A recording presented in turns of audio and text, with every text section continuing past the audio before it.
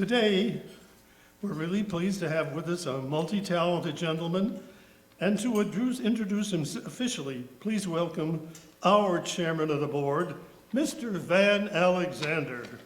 Are you here, Van? Making his way up, here he is.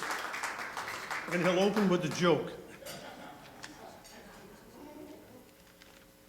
Don't get up, okay. I've been asked to introduce our guest speaker today, and it's a great pleasure for me to do so. Jerry Sharrell is really a Renaissance man. He's been there and done that in every phase of the music business. He's really responsible for the development of guys like, how soon do you have to know? No, of course, Herb Alpert, the Carpenters, and Joe Cocker, and a lot of alto Cockers, and many others. Yeah, he's been there and done that. And he still looks well. He looks the same as he did 20 years ago. Old. No, that's a little humor there. Anyhow, Jerry is always exploring new frontiers. Recently, he proposed a solution to the controversy over full-body scanners at the airports. He said, let's have a booth that you can step into that will not x-ray you, but will detonate any explosion you have on you. He said this would be a win-win for everybody, and it would be none of this crap about racial profiling. Anyhow, it was a good idea, Ollie, Jerry. And Jerry is a good man, and here he is, Jerry Sharrell. How about that? Keep the applause coming. Keep the applause. He's coming up. Music playing, music.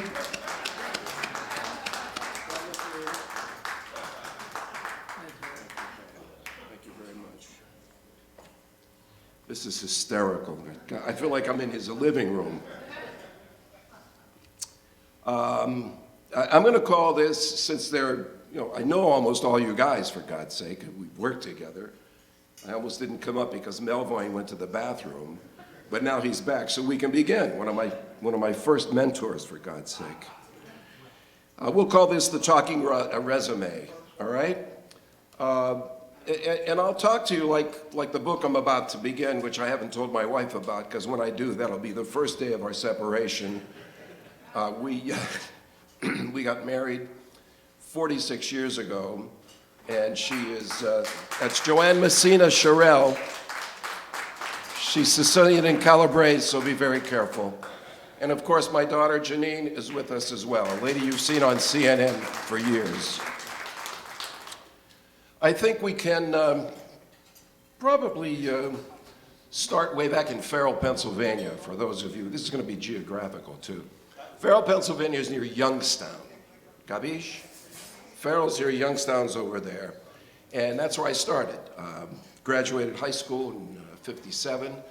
And I went out for basketball and baseball and even track. And I couldn't make the track team. So the last time I got cut from the basketball team, I went to Mr. Trombaco, the teacher, and I said, Tribby, take the basketball and stuff it up your ass. Because I'll never make a basketball team, I'm gonna be something else. And I went out and I became a singer. And I did a couple of things. I should tell you about this, because you're here for 45 minutes, for Christ's sake. I won the state chair, so to speak, in the Barry section of the Pennsylvania State Choir in 1956. I did the same thing in 1957, and since that time, no one's ever done that, particularly from the town of Farrell, Pennsylvania, which now houses, well, when I was growing up, there were 15,000 people there. And now it houses about 6,000, and you don't go out at night. You know what I'm saying? You just don't. My mother lives there, she's 95, and there's about 12 people on her block. that always look in on Mrs. Borowski, so I know that she's being well taken care of. So why don't we go with the first slide here to show you how it all began with me. Charles. There we are. This is the Velvets, okay? The guy on the right, on the far right, is Jimmy Repus. Really fine baritone player. Went to school at Indiana State Teachers College, graduated, got into radio, now lives in Madison, Wisconsin as the head of the Bowling Association of Madison, Wisconsin. He's happy as hell, never plays, and still has the first album he ever bought. I think it was Jackie Gleason and Strings or something like that. The guy next to him is still doing time. His name is Bruce Williams. I haven't seen him. He's safely being taken care of. The guy in the middle is a preacher now in Atlanta, Georgia. His name is Jelly Thomas. Sang his butt off. I saw him sing. One night we were doing a show back in the day with Dick Clark, and there was Tommy Edwards, and the Platters were on the show, and the Skyliners were on the show. We came out and did sound-alike stuff, and they asked him to not come back on the show again because every one of the headliners hated his guts because he killed everybody. His name was Jelly Thomas. Next to him is an interesting story, a guy that's still with us, probably one of the finest bass players in the world, and Michael, I think you know him. He now lives in Washington, D.C. His name is Steve Novosel, and Steve Novosel plays his ass off. Yeah, he just finished up a whole lot of years, rest her soul, with Shirley Horn and David Fathead Newman and a whole bunch of cats. And there's a nice Croatian boy from Farrell, PA. I'm the one on the right with the teeth and the slickum in the hair, but that was like the beginning. It started me on my way to wanting to go to school, wanting to get an education, so I went to Kent State University. I started to work clubs. I got lucky because I met a bunch of Italian guys, I swear to God. They were all Italian guys. And I started to work with them on trios, quintet gigs. We had a quintet book as well as a big band book.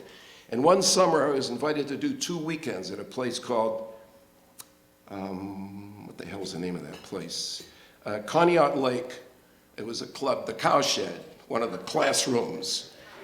And working the room was a group out of Pittsburgh called the Deuces Wild. And featuring in the group was a tenor man by the name of Flo Casanelli, who played, whoo, did he play good. And for 2 weekends, I got to sing and play with a piano player I think you're gonna know because I loved him. His name is Dodo Marmarosa. Oh, Maron. Woo! He killed me.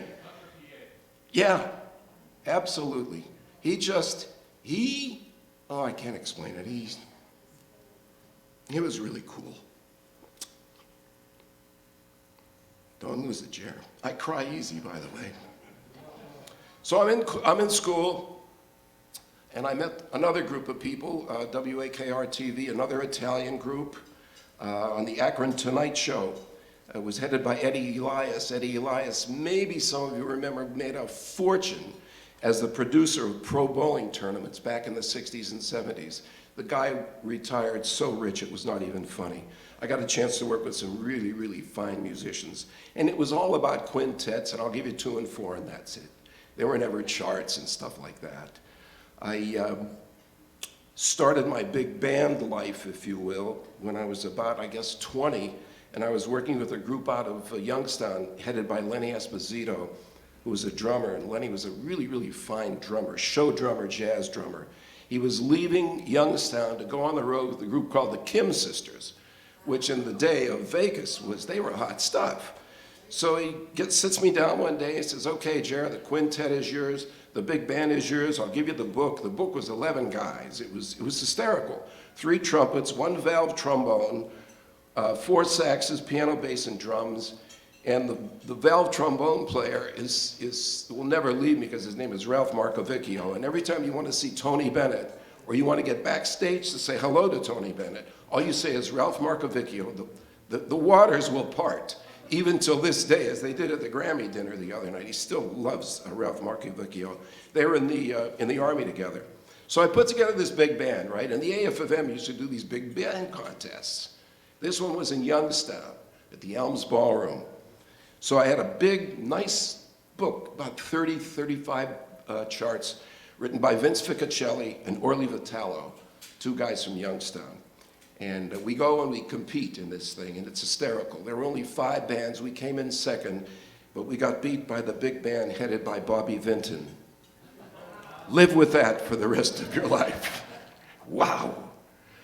So I wanted to make a record. I was in school. I met a guy from Pittsburgh who had some bucks. He says, okay, we're going to go to New York. All right, we're going to put you at the tail end of a Skyliner session. Let me have your songs. We did 2 songs. I worked with a guy, an arranger by the name of Lenny Martin. Lenny Martin's real name, and don't leave, was Ronaldo Marino. They're all Italian, I swear to tell you. So Lenny wrote this chart, and I had such a lovely time doing it because it was only done with 8 guys, 4 bones, rhythm, and guitar. And leading the bone section is Bob Brookmeyer, and I meet him and I die. I mean, Bob Brookmeyer in my session, are you kidding me?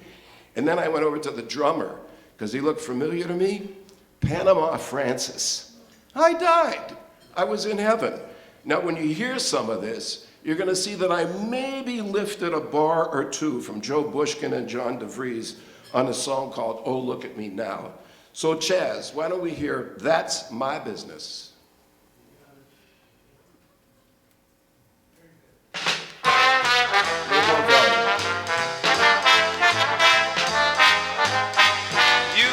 To know where I have been, you'd like to know if I have sinned. Well, baby, that's my business.